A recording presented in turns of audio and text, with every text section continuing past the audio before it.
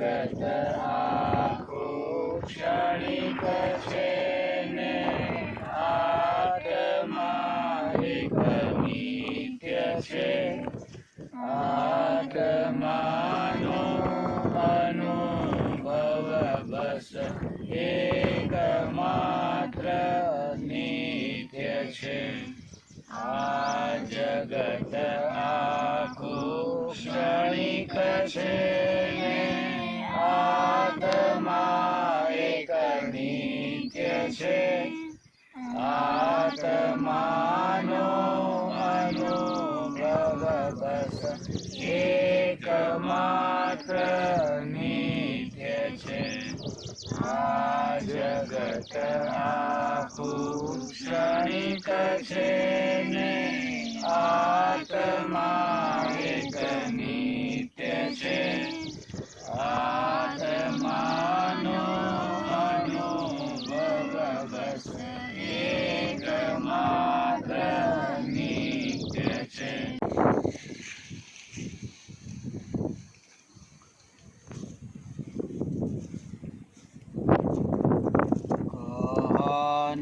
राज को कर नमन करो महान यह काज. आप्त ज्ञान की प्राप्ति है मंगलमय सुख साथ. मंगलमय सुख साथ.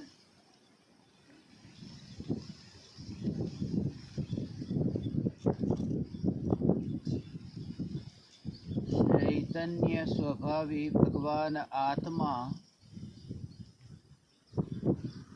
अनादि अनंत शुद्ध चैतन्य मात्र है. ज्ञान मात्र है.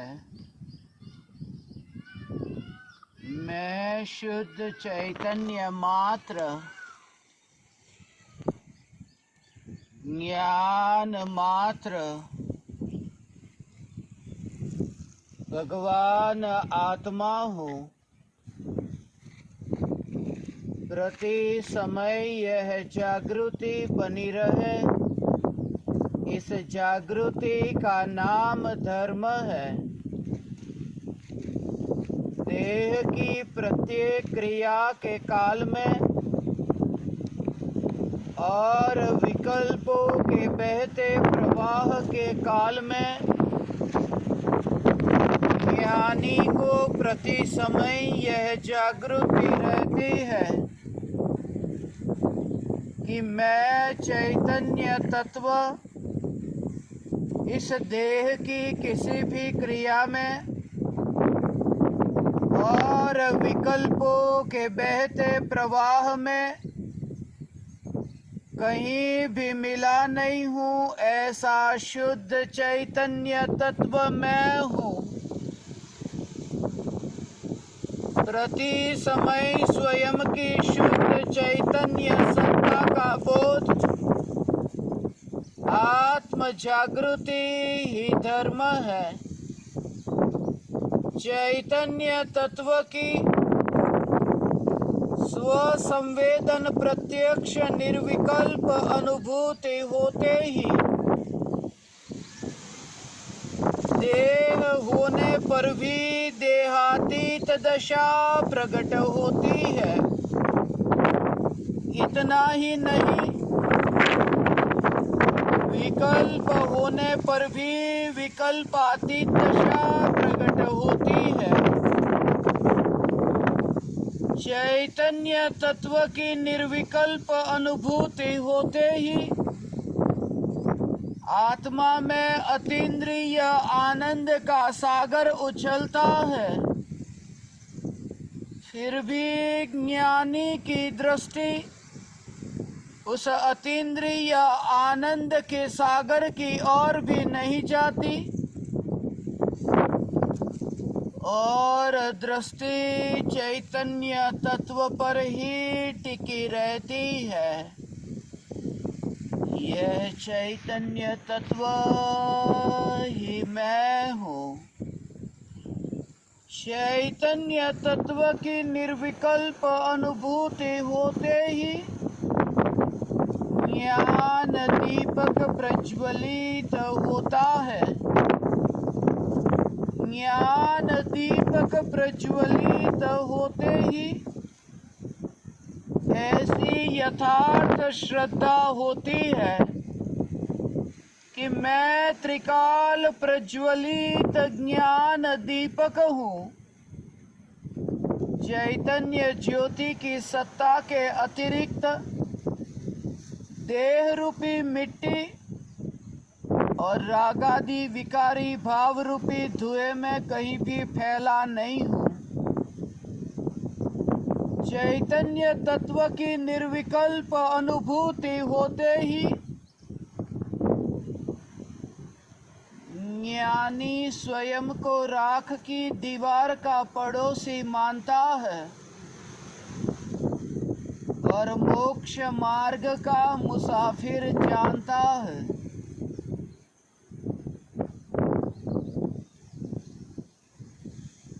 चैतन्य तत्व की निर्विकल्प अनुभूति होते ही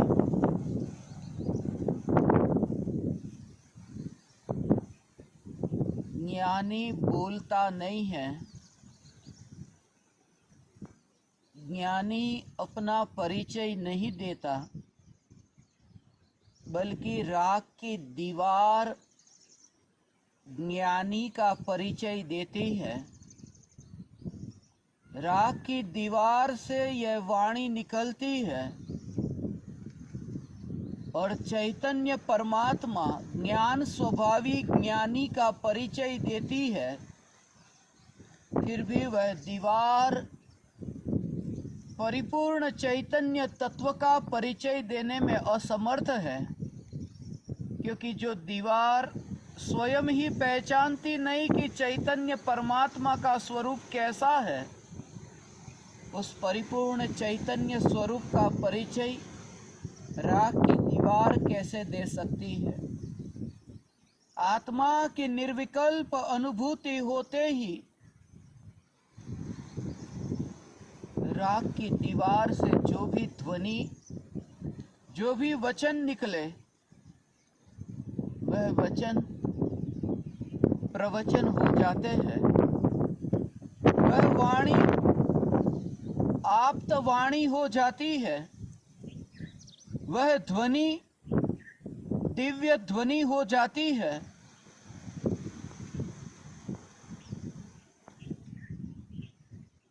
वह सहज ऐसी ध्वनि, दिव्य ध्वनि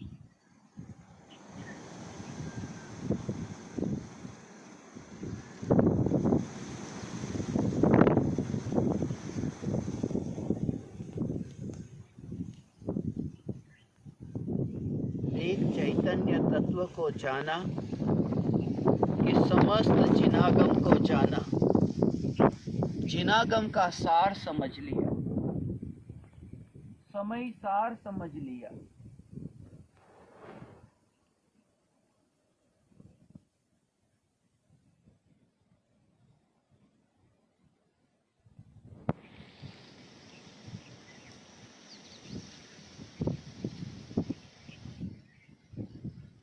फिर जो भी बोला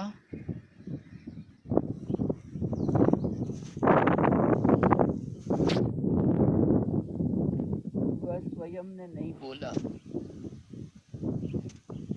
ऐसी वह दशा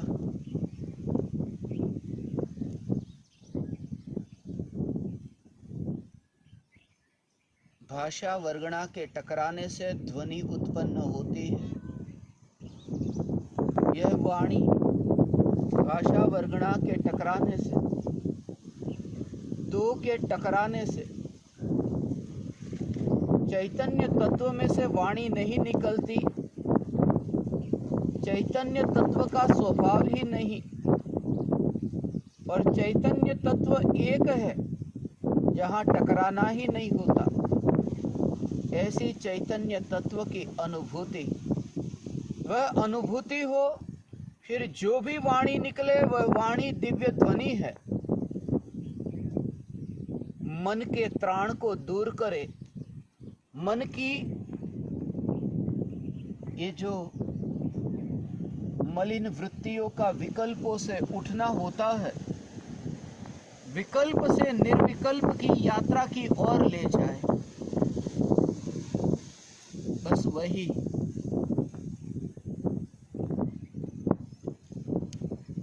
मन के त्राण को दूर करने, मन के विकल्पों को दूर करने वाला वही मंत्र है, वह मंत्र है। मंत्र का संबंध मन के साथ है, तंत्र का संबंध तन के साथ है, यंत्र का संबंध लोगों के साथ है, जन के साथ है। और जब स्वयं की पहचान होती है, फिर वह जो पुकार निकली वह पुकार मंत्र हो जाती है। षटपद विवेचन 6 ढाला की रचना हुई।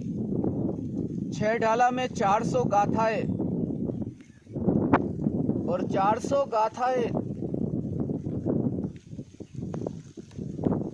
एक एक गाथा, एक एक छंद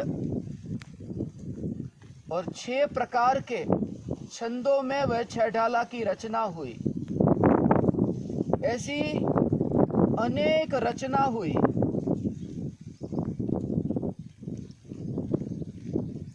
इतनी रचना हुई, मगर उन रचनाओं को राग की दीवार के पड़ोसी की 142 ये चौपाई की रचना को, उनमें से एक भी रचना को मैंने मंत्र नाम नहीं दिया, बल्कि ज्ञान दीपकों के लिए, साधकों के लिए ये जो मंत्र नाम दिया, यह जगत सारा क्षणिक है और आत्मा एक नित्य है। आत्मा का अनुभव बस एकमात्र नित्य है। और ये सुनकर के आश्चर्य होगा, ये आज का ही वह दिन 11 बरस पूरे हुए। 7 जून 2009 से ये 7 जून 2020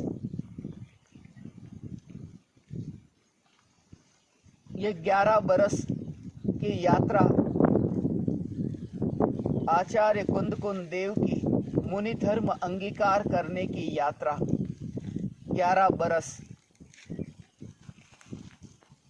इतने लोगों ने मुझे पूछा, आज मैं इसे स्पष्ट कर दूं, इतनी गाथाएं लिखी गई, इतने छंद लिखे गए, इतनी रचना, काव्य रचना कवि की बहुत लिखी गई, पढ़ी गई, सुनी गई। मुझे लोग पूछते हैं कि यह जगत सारा क्षणिक है और आत्मा एक नित्य है, आत्मा का अनुभव बस एकमात्र नित्य है। ये कौन सा छंद है? इतने छंद है, दोहा है, सोरठा है, हरिगीत है, रोला है, चौपाई है। ये कौन सा छंद है? यह जगत सारा क्षणिक है और आत्मा एक नित्य है, आत्मा का अनुभव बस एकमात्र नित्य है। कोई भी छंद इसमें घटित नहीं होता।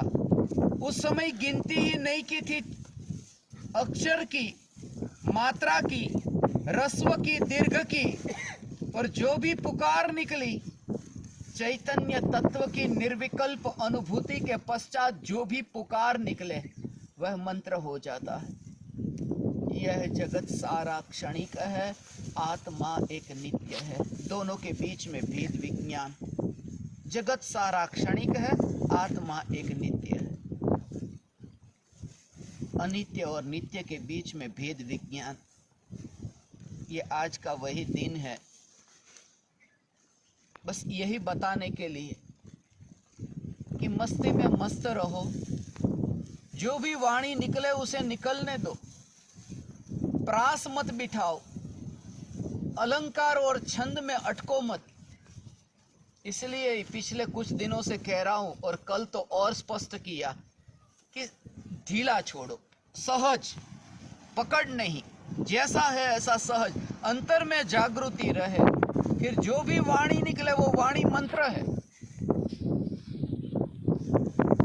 वहां गिनती करने नहीं बैठते, इतने कवि हुए।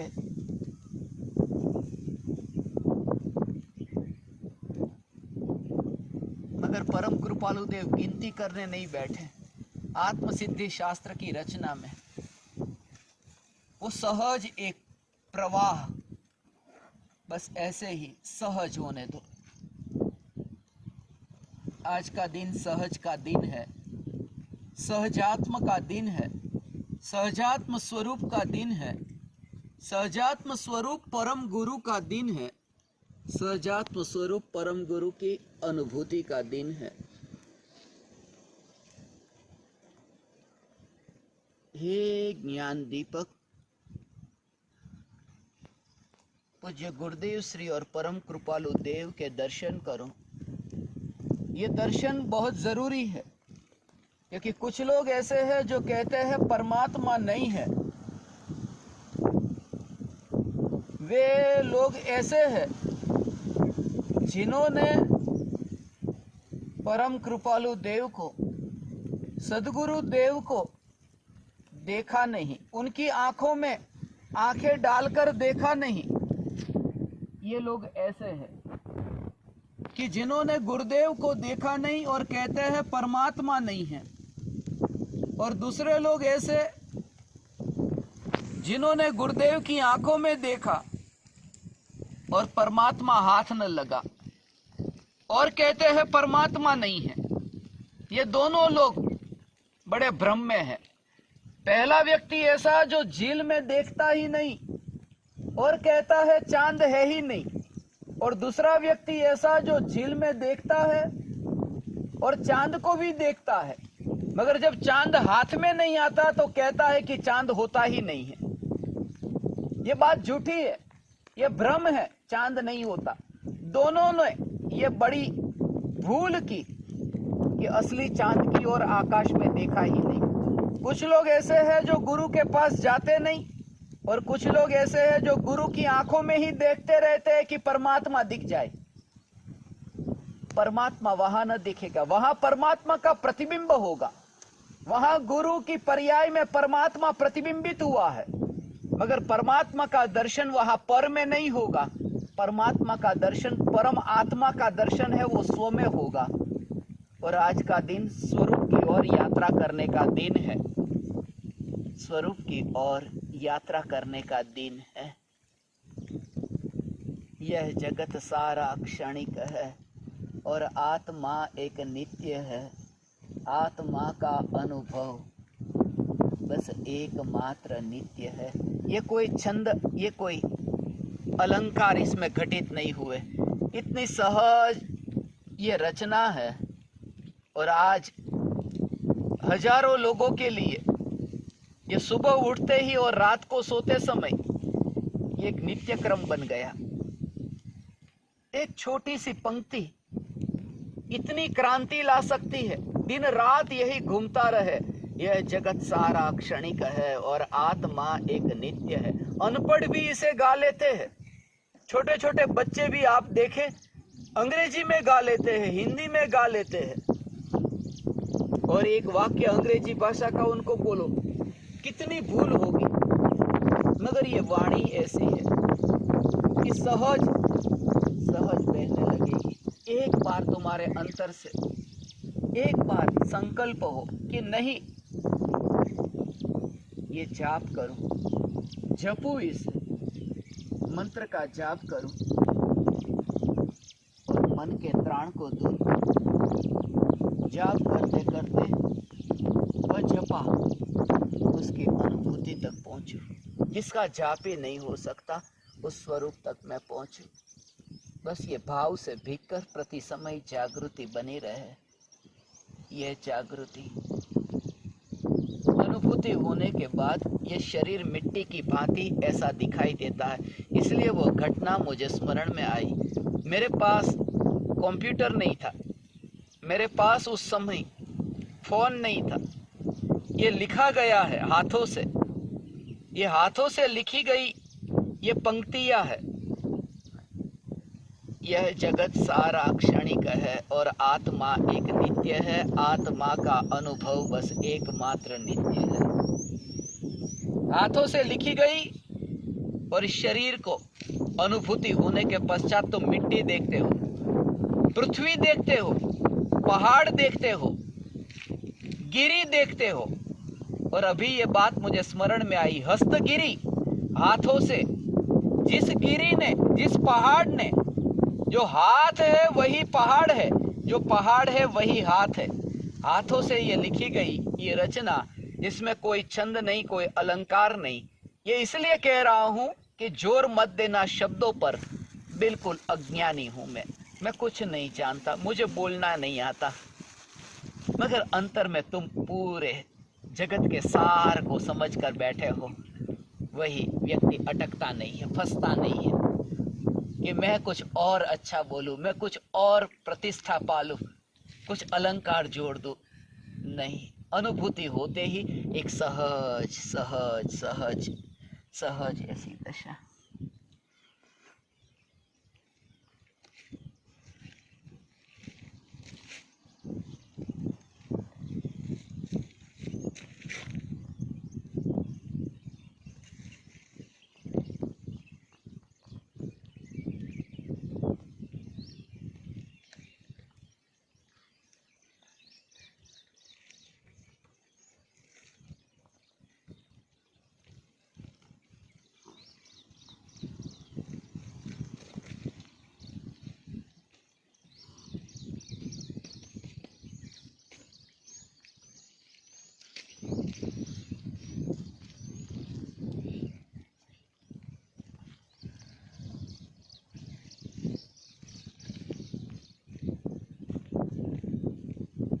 सात छः का दिन है।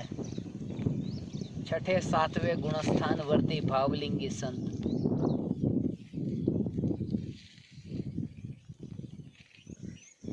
आज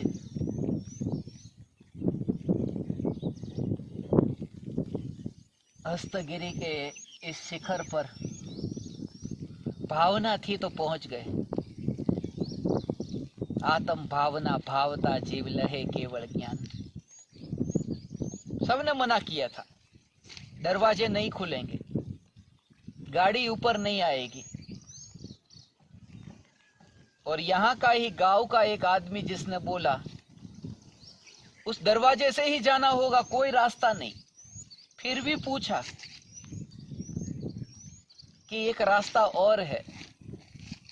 बोले नहीं, वहां से नहीं जा सकोगे, बहुत कीचड़ है, वो कीचड़ वाला रास्ता नहीं जा सकोगे, मत जाओ। फिर भी पूछा रास्ता है? हाँ ठीक है, जाओ। तो फिर सीधे से चले जाना और राइट, सच्चे रास्ते पर मुड़ जाना, राइट। और रास्ता इतना कठिन नहीं लगा। यदि भावना है पहुंच जाते हैं। इस पत्थर पर नहीं, इस शिला पर नहीं, सिद्ध शिला पर पहुंच जाएंगे। भावना भाव, भावना भाव।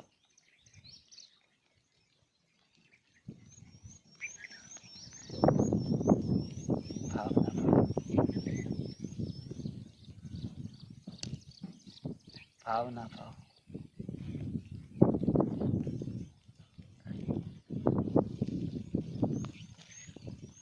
भावना भाव एक चैतन्य तत्व की अनुभूति। बस दुख को इकट्ठा करो, भूतकाल के जितने भी अनुभव हुए और इकट्ठा करके उससे सीख ले लो। एक आदमी के साथ ऐसा हुआ, उसके साथ ऐसा हुआ, उसके साथ ऐसा हुआ था, उसके साथ कहां कहां जो भी हुआ वो सब याद करो, भूलो मत, सब पहले याद करो। और फिर उसको इतना घुला मिला करके इतना इतना अपराध मैंने किया, मैं ही अपने कारण ही फंसा हूं। तो भूतकाल के सब, इस व्यक्ति के साथ ये हुआ, इसके साथ ये हुआ, उसके साथ, ऐसे ही तो मैंने पूरा जीवन बर्बाद किया है। और इतना इतना दुख से भर जाओ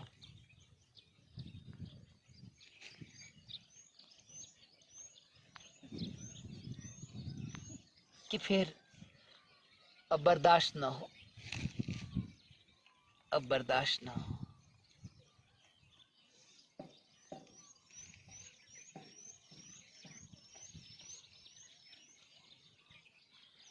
एकमात्र चैतन्य,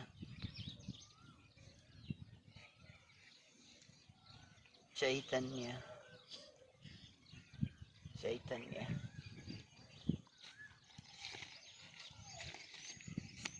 11 बरस पूरे हुए भेद विज्ञान के लिए।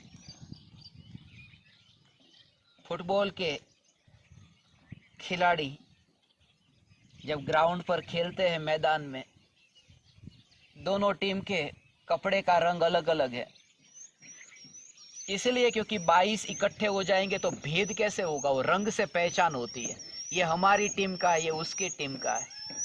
ऐसे ही भेद, लक्षण से भेद, चैतन्य और परद्रव्य, ऐसे लक्षण से भेद। एक खिलाड़ी खेलता है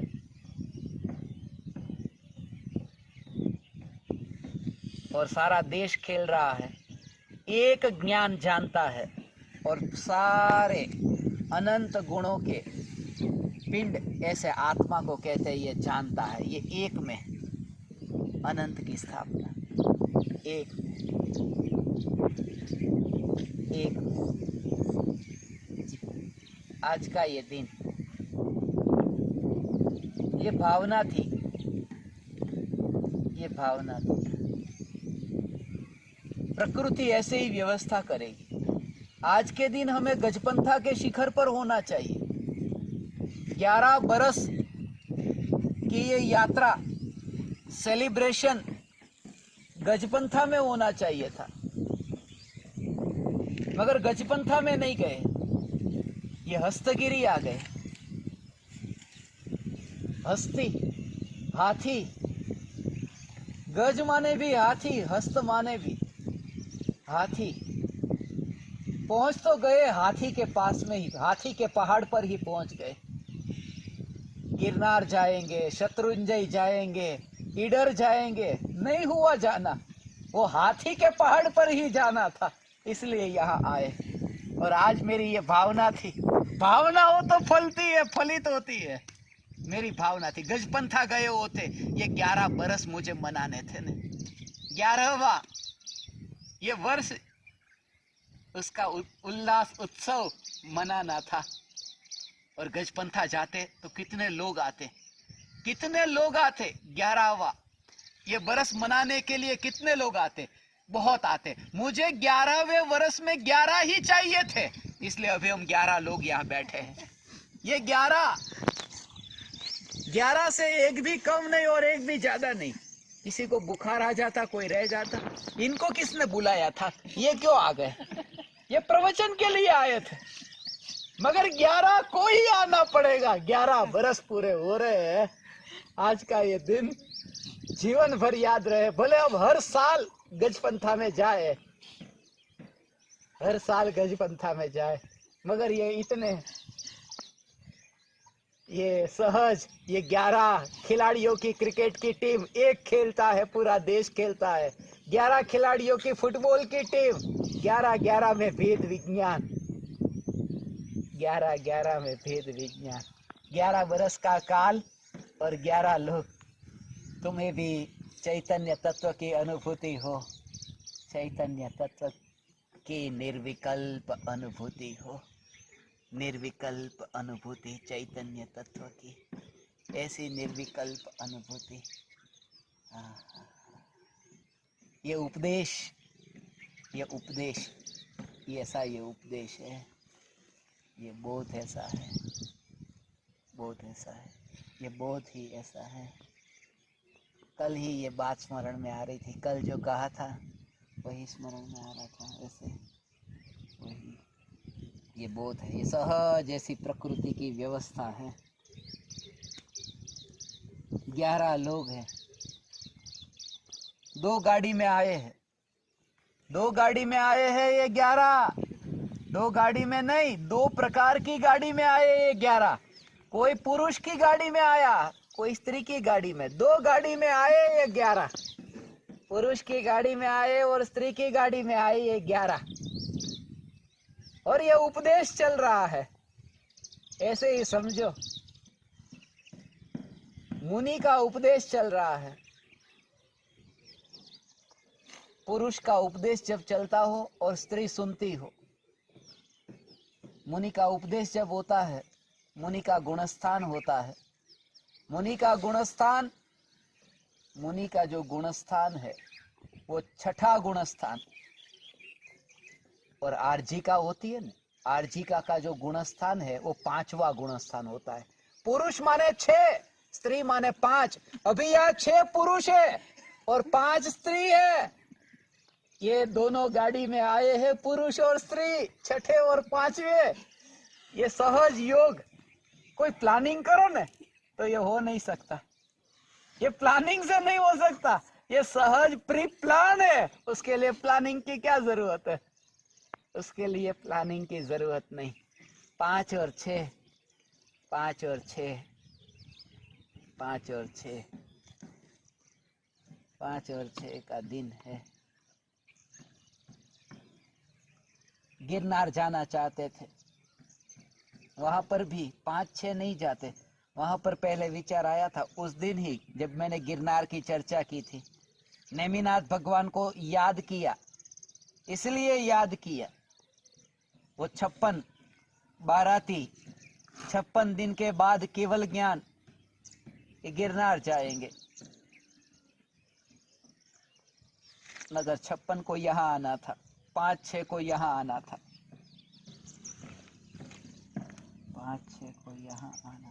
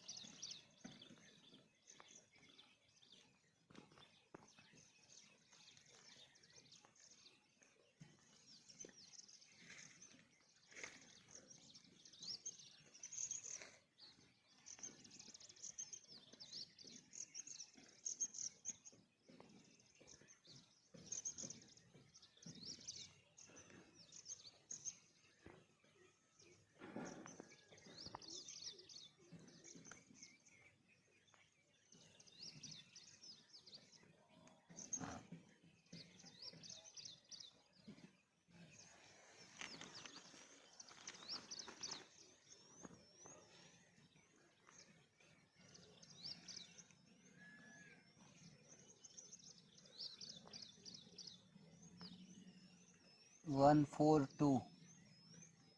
142 से ये बात स्मरण में आई। 142 में 1 शून्य जोड़ दो, 142 में 1 शून्य जोड़ो तो क्या होगा? 1420। और 142 में 2 शून्य जोड़ो तो क्या होगा? 14,200। हाँ, 14,200, 14,200, 14,200, 14200। राख की दीवार का पड़ोसी 14,200, 200, 14,200, 14200, 14,200। और बहुत कुछ कहना है, परसों कहूंगा, 9 तारीख को कहूंगा, परसों कहूंगा 9 तारीख को, और कनेक्शन बताऊंगा। इतना बता देता हूं, 14,200 परसों 9 तारीख को इस राख की दीवार के उद्घाटन के 14,200 दिन पूरे हो रहे हैं। और उस दिन में कुछ हजारों गाथाओं के कनेक्शन और श्लोकों के कनेक्शन बताऊंगा। ऐसी भावना भाता हूं, शक्ति रही, समय रहा। 14,200।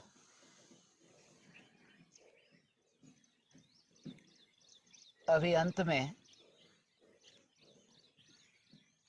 7/6 का दिन है।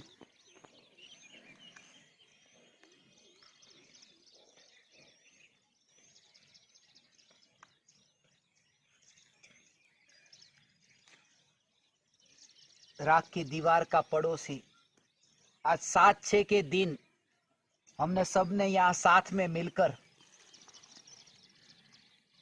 यहाँ सुनी। 7/6 कितनी गाथाएं सुनी? 20 गाथा। इसीलिए 20 गाथा सुनी क्योंकि 7/6 20 का दिन है। 7/6 20 का दिन है तो 20 गाथा ज्यादा नहीं सुन सकते। वो ऑटोमेटिक रिकॉर्डिंग उतने का ही होगा और इतना ही सुनना होगा। 7/6 20 का ये सहज, ये योग मिला है। ये 11 बरस आज हमने दोनों जहां पा लिए। भावना थी, वो भावना सफल हुई, भावना सफल हुई, भावना सफल हुई। गाड़ी में जब आ रहे थे, बच्चे आछे आछे आछे आछे बोल रहे थे। आछे आछे आछे आछे आछे, वो आछे आछे बोल रहे थे। इसलिए मैंने जैसे बताया ना कि मौत की घड़ी में कोई तुम्हें इशारा करे ना, ऐसा समझ लेना एक आत्मा। ऐसे ही यदि कोई कहे आछे, तो बस वो पूरा का पूरा शॉर्ट फॉर्म, आ जगत आखू क्षणिक छे ने आत्मा एक नित्य छे, आत्मानो अनुभव बस एकमात्र नित्य छे। पहलो अक्षर आ અને છેલ્લો છે એટલે આ છે। बस आ छे। अभी अंत में यहाँ से अपन विदा हो उससे पहले मैं 11 बातें यहाँ से बता के फिर नीचे हम उतरेंगे। मैं बताऊंगा और फिर हम जाएंगे यहाँ से। 11 बातें, सबको एक एक बात बताने के लिए बोलता हूँ। कोई भी एक भी वस्तु का नाम, शब्द का नाम, कुछ भी बोलो, अंक, शब्द, वस्तु, कुछ भी बोलो, उसको धर्म के साथ में घटित करके हम सत्संग करके फिर नीचे उतरेंगे। 11 बातें। डूंगर, एक एक ज्ञान दीपक का नंबर आएगा। फिर डूंगर, पहाड़, ये डूंगर को पहाड़, चैतन्य को शिखर कहा। चैतन्य के शिखर पर ज्ञानी विराजमान होते हैं।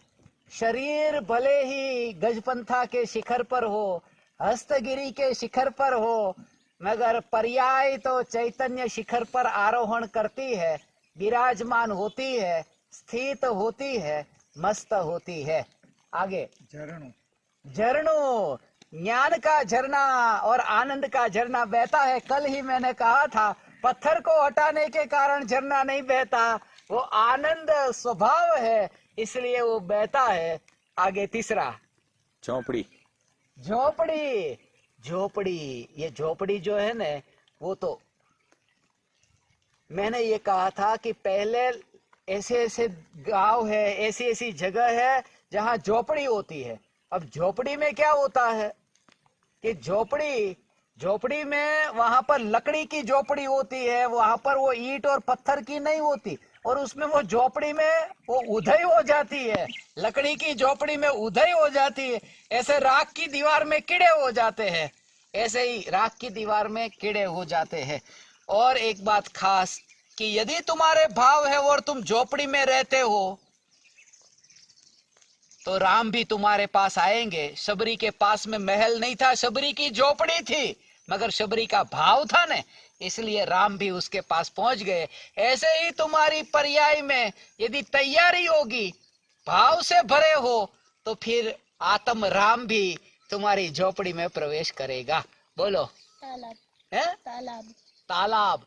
तालाब, तालाब से मुझे एक बात स्मरण में आई कि एक बगुला था। वो बगुला तालाब में शांत चित्त होकर ध्यान में लगा था। तो एक व्यक्ति वहां से निकला, उसने कहा, अरे बगुला तू कैसा है, क्या ध्यान में मस्त है, क्या ध्यान में मस्त है, तेरा जैसा ध्यान करने वाला मैंने इस तालाब में कोई नहीं देखा। अंदर मछलियां थी, मछलियों ने कहा कि अरे तुम इस बगुले को जानते नहीं, हमारे खानदान को साफ करके बैठा है, खा करके बैठा है। माने जो पड़ोसी होता है वो असलियत जानता है, दूर वाला वो असलियत नहीं जानता। ऐसे ही असलियत को जानना हो तो पड़ोसी बनो। ऐसे ही इस राख की दीवार का जो पड़ोसी बनता है वो राख की दीवार की असलियत को पहचान लेता है। और आगे, पालीताना। पालीताना। पालीताना। शत्रुंजय पर पांडव देखो, नेमिनाथ गिरनार पे देखो। शत्रुंजय पर पांडव देखो। ये जो है पालीताना, पालीताना और गिरनार, ये पालीताना और गिरनार जिस दृष्टि से मैं देखता हूं, मुझे दोनों एक से दिखते हैं। पालीताना और जूनागढ़ दोनों एक साथ ऐसे दिखते हैं। जब भी मुझे पालीताना स्मरण में आया तब मुझे जूनागढ़ स्मरण में आया। पालीताना, पालीताना स्मरण में आया कि जूनागढ़ स्मरण में आया। इसलिए ये जो पालीताना जहां हम हैं,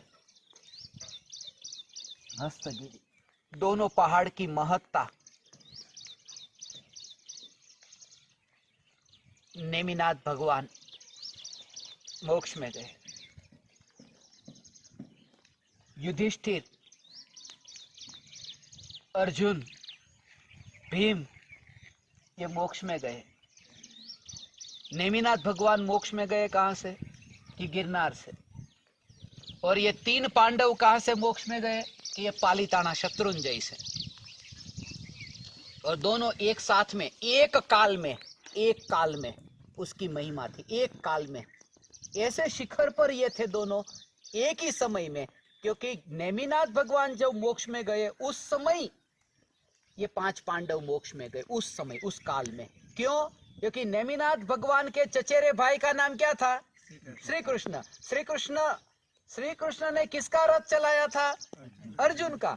तो नेमिनाथ भगवान जिस काल में, उस काल में श्री कृष्ण, उस काल में अर्जुन। तो अर्जुन यहां से मोक्ष में गए, उस नेमिनाथ भगवान वहां से मोक्ष में गए। इसलिए ये शत्रुंजय और गिरनार, ये दोनों पद्म पुराण के कनेक्शन मुझे अभी स्मरण में आ रहे हैं, कभी विस्तार से बताऊंगा। ये गिरनार का और शत्रुंजय का और कनेक्शन है। और आगे पानी है श्वेत, ये सफेद, श्वेत, श्वेत, काले कपड़े पर काला दाग नहीं दिखता, सफेद कपड़े पर काला दाग दिखता है। श्वेत पर कृष्ण, काली मां, काजल, ये काला रंग सफेद पर दिखता है, श्वेत पर दिखता है, श्वेत पर दिखता है, श्वेत पर, श्वेत पर। ज्ञान, ज्ञान, ज्ञान में ये रागादि विकारी भावों की कालीमा ये ज्ञान में प्रतिबिंबित होती है। जब कोई किसी को कहे कि ये देखो तुम्हारा कपड़ा गंदा है, इसका मतलब ये हुआ कि वो कपड़ा सफेद है, इसलिए तो सफेद के ऊपर काला दिखाई दिया। काला ही कपड़ा होता तो कोई कहता नहीं तेरा कपड़ा गंदा है। माने जो राग द्वेष है वो मलिन है, क्योंकि ज्ञान निर्मल है और उस निर्मल ज्ञान में ये मलिन राग आदि जानने में आते हैं, वो ज्ञान की निर्मलता को सिद्ध करते हैं। माने ज्ञान को कहा श्वेत, ये उपमादि ज्ञान को श्वेत की और राग द्वेष को मलिनता की। और श्वेत और स्वेद ये दोनों में, ये अभी जब मैं यहाँ आया तब मुझे ये बात स्मरण में आई कि मुनिराज की वो जो दशा है ना, भावलिंगी संत वन विहारी संत, ऐसे ऐसा, हाँ ऐसा। वो अभी मोर, मोर की आवाज सुनते थे कि मोर, मोर की आवाज कैसी थी, गा रहा था मोर, कैसा गा रहा था, उसके गाने में कितना आनंद था, कितना मधुर मधुर मीठा मीठा गा रहा था। नहीं, वो सुनकर के लगे इतनी वेदना, इतना दुख भोग रहा है, वो दुख भोग रहा है, वो आनंद में नहीं है। वो सम्यक दर्शन जब तक नहीं पाता तब तक क्या गाना गाएगा। बहुत गाना गाने वाले हैं, फिल्मों में इतना गाना गाते हैं, मगर वो और मुनिराज की वो दशा स्मरण में आई। यहाँ कोई गिद्ध नहीं दिखाई दिए, इसलिए जो कहते हैं इस पंचम काल में मुनि कहाँ, क्योंकि मोर पीछी कहाँ मिलती है। जब मोर मिल जाते तो पीछी भी मिल जाएगी, मोर पीछी मिल जाएगी। ये मोर का ही पहले दर्शन हुआ, और मोर का दर्शन यदि होता है तो कल मुनि का भी दर्शन इस पहाड़ पर होगा। मोर का दर्शन हुआ तो मुनि का दर्शन भी होगा, नग्न मोर का दर्शन हुआ तो नग्न मनुष्य का दर्शन भी होगा, उड़ते हुए मोर का दर्शन हुआ तो चैतन्य के गगन में उड़ने वाले मुनि का भी दर्शन होगा। और कला, मोर की कला, ऐसी ही ये ज्ञान की कला, ये कला मुनिराज स्मरण में आए। आदान निक्षेपण और प्रतिष्ठापन समिति स्मरण में आई।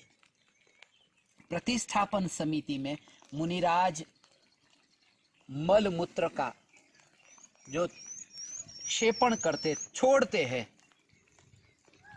तो निर्जंतु वाली जगह पर, कि कहीं कोई चींटी कीड़े मकोड़े या देखो कितने हैं, तो वो मल मूत्र को ऐसे स्थान पर छोड़ेंगे, मल मूत्र को ऐसे स्थान पर छोड़ेंगे। उसका विवेचन कभी करूंगा कि रात्रि में जाना पड़े और कीड़ा तो दिखे नहीं, बैटरी टॉर्च तो है नहीं अपने पास, तब क्या करेंगे, वो तो विस्फोट होने वाला है थोड़े दिन में।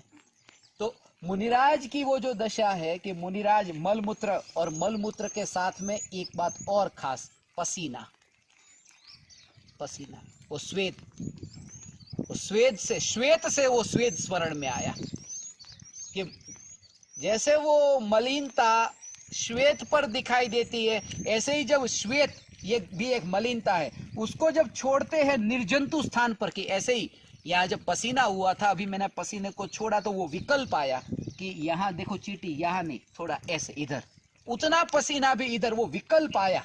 आज आया है तो कल पालन होगा।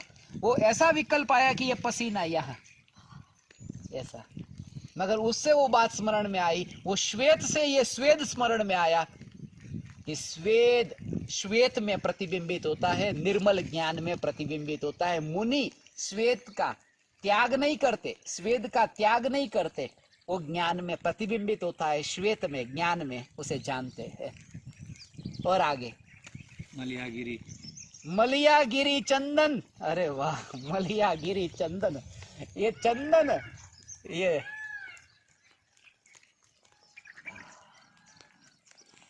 शांत मलई की महकों में, ऐसा पहाड़ शीतल, ऐसा पहाड़ जब भी मैं इसे देखता, जब भी ये पढ़ता, मलियागिरी चंदन मुझे स्मरण में आता, और थोड़े दिन पहले ही मैंने कहा था चंदन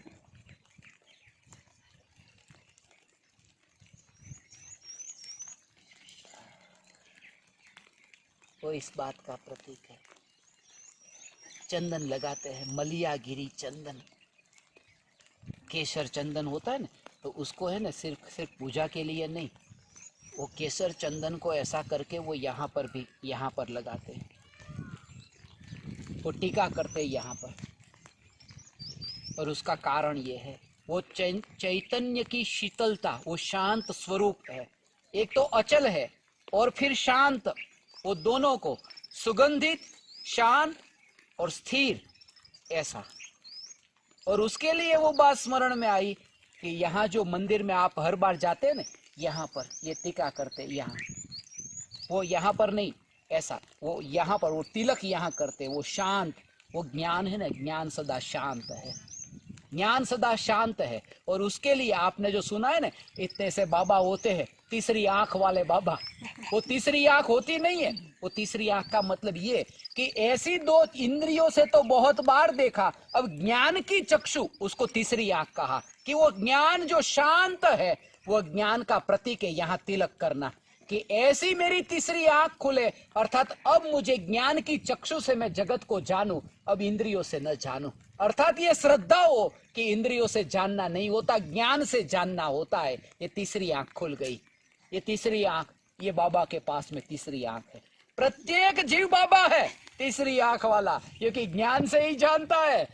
दो आंख जो चमड़ा है, चमड़े से वो जानता नहीं है। और एक बात खास मुझे स्मरण में आई कि आज तक ये कहा गया, गुरजीत के जीवन की एक घटना अभी स्मरण में आई। गुरजीत कहता था कि ये जो महात्मा है भभूति वाले, वो धर्म के इतने विपरीत है। क्यों? क्योंकि ये मनुष्य जीवन, स्वर्ग के देवता तरसते हैं मनुष्य भव पाने के लिए, और ये मनुष्य शरीर को, इंद्रियों को नष्ट करने में लगे हैं। आंख को नष्ट करो, कान को नष्ट करो, शरीर को ही नष्ट कर दो। और उससे मुझे ये बात स्मरण में आई कि इंद्रियों को नष्ट नहीं करना है, इंद्रियों को इतनी संवेदनशील बनाना है। वो संवेदनशील बनाने का अर्थ ये कि इंद्रियों से ऐसी दशा, इंद्रियों को, आंख को फोड़ना मत, कान को काटना मत, मगर ऐसा हो कि आंख खुली हो और देखती हो, खुली आंख से भी परमात्मा के अतिरिक्त कुछ भी न दिखे। ऐसी आंख कि कान खुले हो मगर वही चैतन्य की पुकार के अतिरिक्त और कुछ भी न सुनाई दे, ऐसी वह दशा प्रकट हो। इंद्रियों को नष्ट न करे, इंद्रियों को ऐसी सजाग करे, अर्थात वो ज्ञान ऐसा जागृत कि इंद्रियों के पार हुआ। अब जहां देखे, जो भी जाने, वहां ज्ञान ही जानने में आता है। फिर मोर के उस गायन में भी, उसके गीत में भी ज्ञान जानने में आता है। मुनिवर राम सिंह। और आगे प्यास, प्यास लगी है प्यास लगी है। जब प्यास लगती है,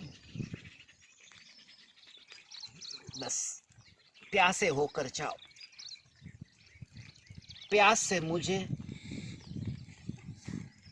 वो प्यास स्मरण में आई।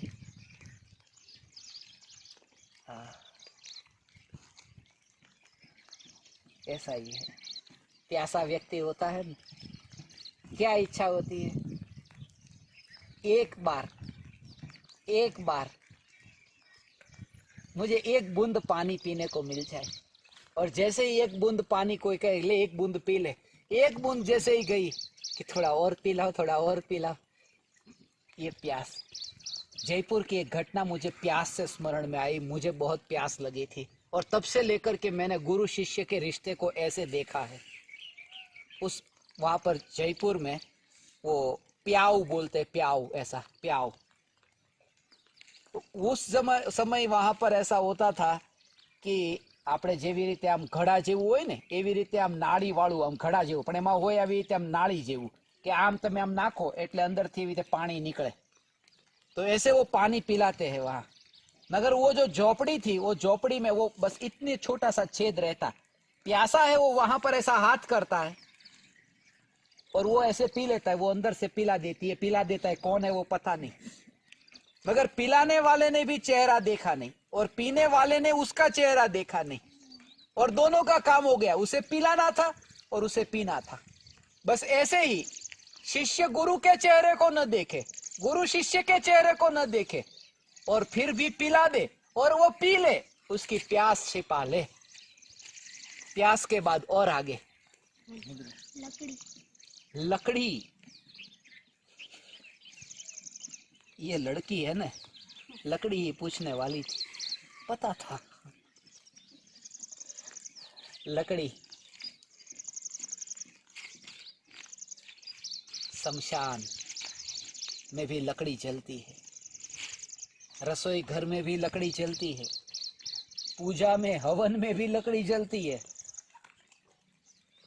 मगर कोई है शुभ है, कोई है अशुभ है, एक का जलना शुभ है, एक का जलना अशुभ है। हवन होता है, यज्ञ होता है, कहते अरे कितना शुभ काम हो रहा है, ये लकड़ी। मगर लकड़ी, उससे जो अग्नि पैदा होती है उसके 3 कार्य, दाहक, पाचक और प्रकाशक। जलाने वाली, पकाने वाली और प्रकाशित करने वाली, ऐसी वो लकड़ी। और लकड़ी के आकार को मत देखना, अग्नि के आकार को भी मत देखना, सिर्फ आग को छुआ कि गर्म का अनुभव हुआ। लकड़ी के आकार को भी नहीं देखना, अग्नि के आकार को भी नहीं देखना, अग्नि मात्र। ऐसे ही लकड़ी को नहीं देखना अर्थात ज्ञेय के आकार को नहीं देखना, अग्नि के आकार को नहीं देखना अर्थात ज्ञान के आकार को नहीं देखना, ज्ञान मात्र अर्थात वो अग्नि का स्वभाव, उष्णता मात्र, चैतन्य मात्र का दर्शन, उसकी प्रतीति यही मैं हूं। पानी। पानी,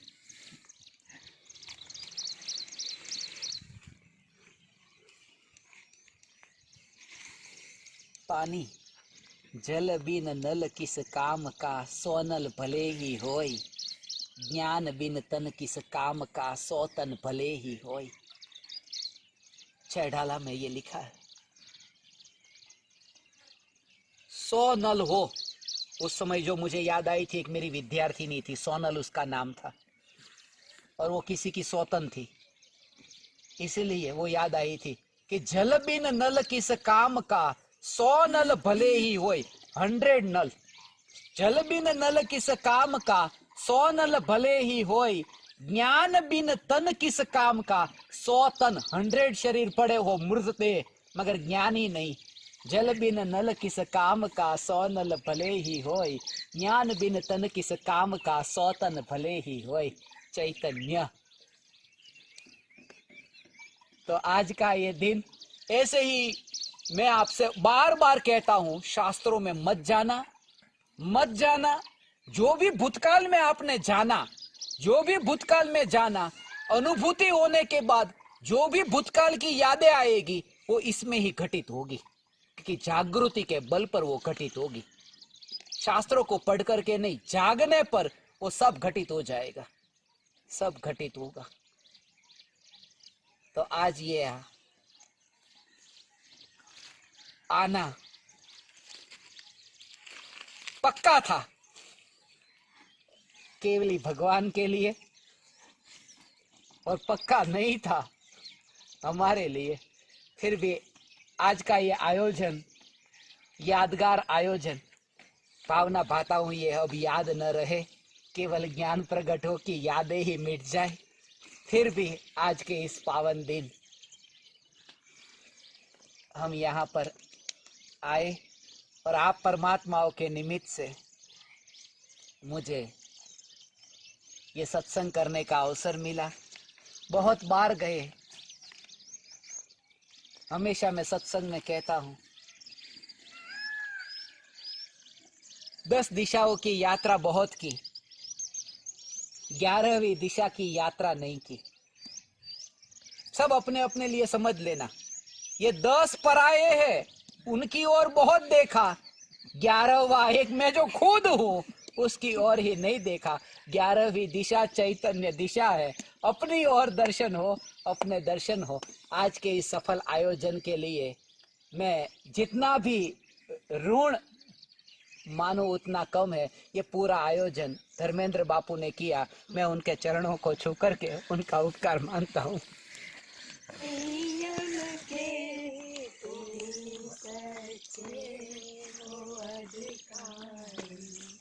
विजय कर्मों पे पाई है, सत्य श्रद्धान के धारी।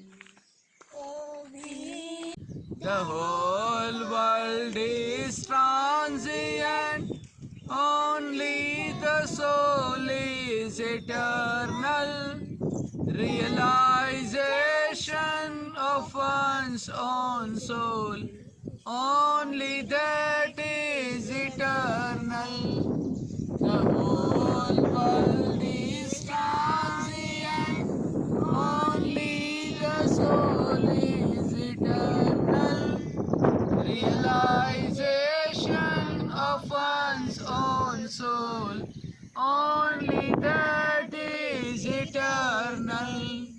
The whole world